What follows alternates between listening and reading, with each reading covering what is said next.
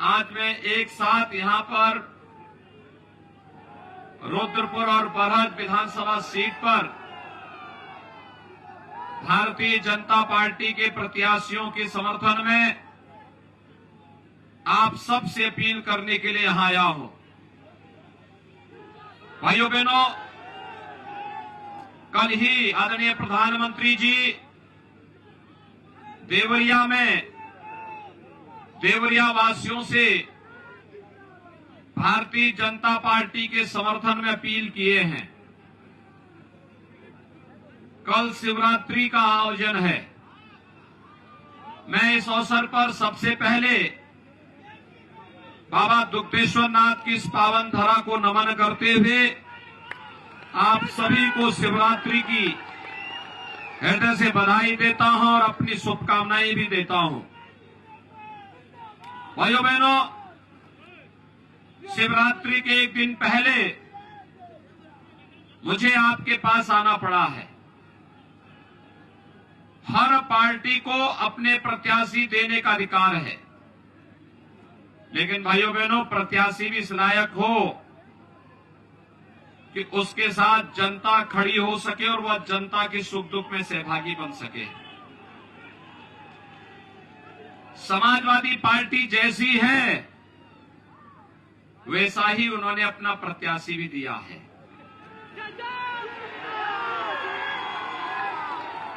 Bahujan Samajwadi party जैसी है, संजोग से वैसे उनका प्रत्याशी आया है। आप पहले भी उनकी कारनामे देख चुके हैं। कांग्रेस के प्रत्याशी भी आपके सामने हैं, लेकिन भाइयों बहनों, हमें कहने में कोई संकोच नहीं कि पार्टी खराब है और खराब पार्टी में अच्छा आदमी भी कोई काम नहीं कर सकता है, क्योंकि पार्टी की न नीति है, न नियत है और न इस प्रकार की नियंता ही उसको सहयोग कर पाते हैं।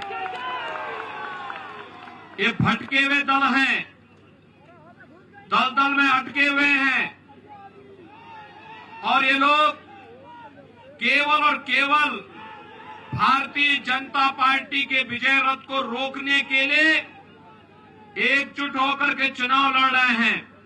लेकिन भाइयों बहनों, अब भारतीय जनता पार्टी किसी के रुकने से रुकने वाली नहीं, क्योंकि 5 चरणों के चुनाव संपन्न हो चुके हैं और 5 चरणों के चुनाव के बाद मैं कह सकता हूं, भारतीय जनता पार्टी उत्तर प्रदेश में पहले 5 चरण के चुनाव में बहुमत से काफी आगे जा चुकी है। अब तो भाइयों बहनों, हम लोग फील्ड में आए हैं 6ठे और 7वें चरण में चौका और छक्का मारने के लिए आए हैं कि जिससे अब फिर एक बार 300 पार के लक्ष्य को प्राप्त किया जा सके।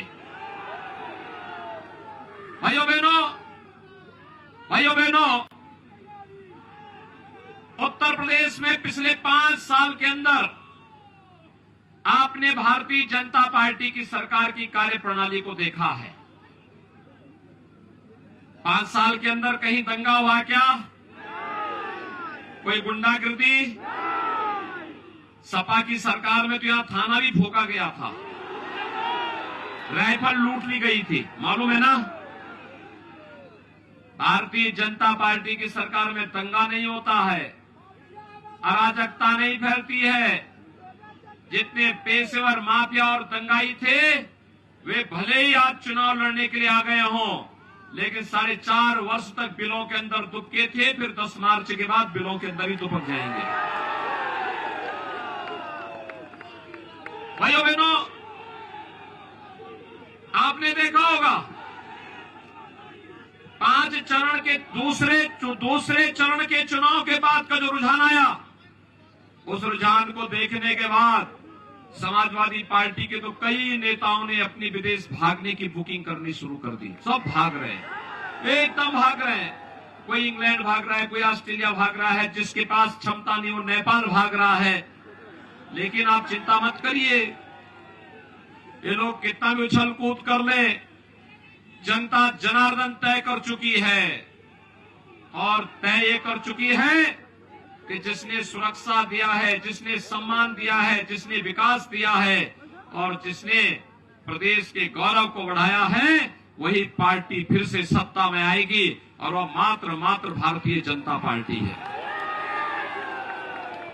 आप मुझे एक बात बताओ, 5 साल पहले आपको बिजली मिलती थी क्या? आज तो मिलती होगी ना। आज तो कोई भेदभाव नहीं होता है। 5 साल पहले होता था। बिजली की भी जाति और मजहब हुआ करता था, मालूम है ना। ईद और मुहर्रम तो बिजली आती थी, होली और दीपावली बिजली गायब, यही होता था ना। भाइयों बहनों, ये लोग केवल और केवल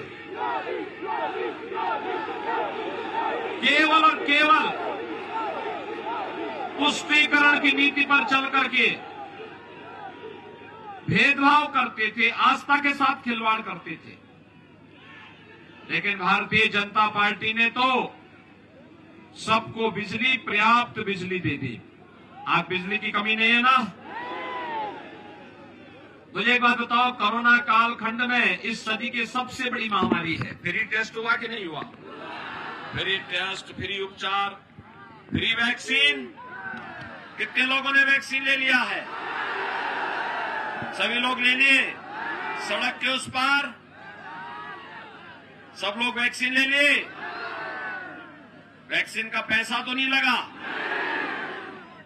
भाइयों बहनों, सपा बसपा की सरकार होती तो ये सभी वैक्सीन बाजार में बिक जाती, किसी गरीब को नहीं मिलती। आप मुझे कोरोना में पूरे कालखंड के दौरान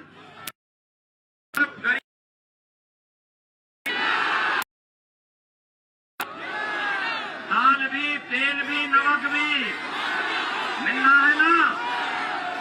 भाइयों बहनों, बसपा की सरकार में कभी इस प्रकार का फ्री में राशन मिला? ये सारा का सारा खाद्यान्न माफियाओं के पास चला जाता था। और भाइयों बहनों, ये लूटते थे, गरीब देखता रह जाता था। आज तो सबको राशन, सबको सम्मान भी दिया जा रहा है। भाइयों बहनों, हमारी सरकार ने तय किया है, कोरोना कालखंड है तो सरकार ने निर्णय किया है, हम गरीब के साथ होंगे, नागरिकों के साथ होंगे, महिलाओं के साथ होंगे, नौजवानों के साथ होंगे। और हमने तय किया है कि अभी तो ये शुरुआत है, 10 मार्च के बाद उज्ज्वला योजना के को होली और दीपावली में फ्री में रसोई गैस का सिलेंडर उपलब्ध करवाएंगे। हमने तय किया है, अभी तक महिलाओं को केवल रक्षाबंधन के दिन फ्री में यात्रा की सुविधा देते थे। हमारी सरकार ने तय किया है 60 साल से ऊपर की हर महिला को उत्तर प्रदेश परिवहन निगम की बस में फ्री में यात्रा की सुविधा उपलब्ध करवाएंगे। बेटी और बेटा में भेद न हो, हमने कहा है। अब तक हमने मुख्यमंत्री कन्या सुमंगला योजना में बेटी के लिए पढ़ाई के लिए, जन्म से लेके पढ़ाई, स्नातक तक पढ़ाई के लिए 15,000 रुपए का पैकेज, हमने कहा इसको 15,000 से बढ़ा के 25,000 करेंगे बेटी के लिए। और गरीब कन्याओं की शादी के लिए जब मैं मुख्यमंत्री बना तो मैंने एक व्यवस्था बनाई थी, मुख्यमंत्री सामूहिक विवाह योजना। हर गरीब बेटी की शादी के लिए हम 31,000 रुपये कन्यादान के रूप में अनुदान देते हैं। हमने इस राशि को बढ़ा के 51,000 रुपया किया और अब इस राशि को बढ़ा करके 1 लाख करेंगे। 1 लाख गरीब कन्याओं की शादी होगी, कोई उसमें भेदभाव नहीं होगा। भाइयों बहनों, यही नहीं, हमने यह भी तय किया है कि अन्नदाता किसान को ट्यूबवेल के कनेक्शन के लिए बिजली का बिल न चुकाना पड़े, अगले 5 साल के अंदर इसको समाप्त करने की व्यवस्था रहेगी। और हमने ये भी तय किया है, अगले 5 साल के अंदर हर परिवार के एक सदस्य को नौकरी, रोजगार अथवा स्वतः रोजगार के साथ जोड़ने का काम भी करेंगे।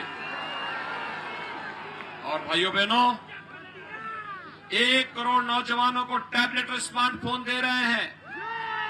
1 करोड़ नौजवानों को भाइयों बहनों हमने तय किया है, सपा ने, समाजवादी पार्टी ने इसकी कंप्लेंट की है चुनाव आयोग से।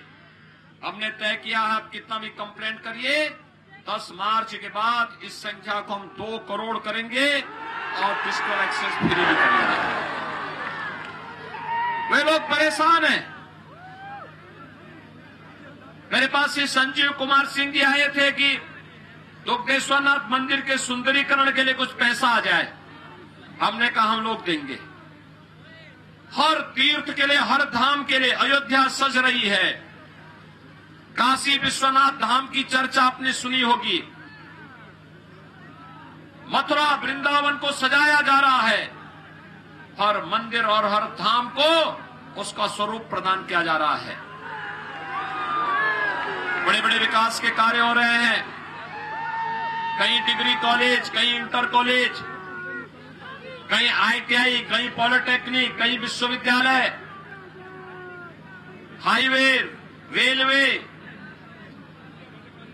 ये सभी पहुंचाए जा रहे हैं देवराहा बाबा के नाम पे। भाइयों बहनों, आप सबसे आह्वान करूंगा, हमने विकास किया है, आस्था का है। समाजवादी पार्टी के एक नेता मुझसे पूछ रहे थे कि ये पैसा आप कहां से लाए हैं। मैंने कहा भी पैसा वही है, प्रदेश वही है। कहा विकास तो हमने भी किया है। मैंने कहा कौन विकास किया सपा ने, बताओ तो कहता है कि हमने कब्रिस्तान की बाउंड्री वॉल बनाई है। उनका विकास क्या है? कब्रिस्तान की बाउंड्री वॉल। और हमारा विकास क्या है? सड़क, बिजली, पानी, polytechnic, ITI, degree college, inter college, धामों का विकास। ये भारतीय जनता पार्टी का विकास है। गरीब को राशन, गरीब को वैक्सीन, ये सारी सुविधाएं भारतीय जनता पार्टी दे रही है। तो मुझसे पूछने लगा, कहा ये पैसा कहां से आया है? मैंने कहा भी देखो, हमारे पास मजबूत सरकार है, दमदार सरकार है। और मजबूत सरकार जब होती है भाइयों बहनों, एक हाथ में विकास की छड़ी लेकर के दूसरे हाथ में बुलडोजर का स्टीयरिंग लेकर के जब चलते हैं तो विकास भी होता है और साथ साथ माफिया और आपराधिक प्रवृत्ति के तत्वों को उचित सजा भी दी जाती है। आप सब ये चालू रहना चाहिए ना, लेकिन इसके लिए चित्रपुर और बरहज में भारतीय जनता पार्टी का जीतना आवश्यक है। कमल का निशान। सहमत हैं सभी लोग? लेकिन इसकी पहले मतदान, जब चुनाव होंगे पहले मतदान, सभी लोग सहमत हैं? दोनों हाथ उठा करके मेरे साथ बोलेंगे, जहां तक मेरी आवाज जा रही है सड़क के उस पार भी दोनों हाथ उठा करके बोलेंगे, भारत माता की, भारत माता की, भारत माता की।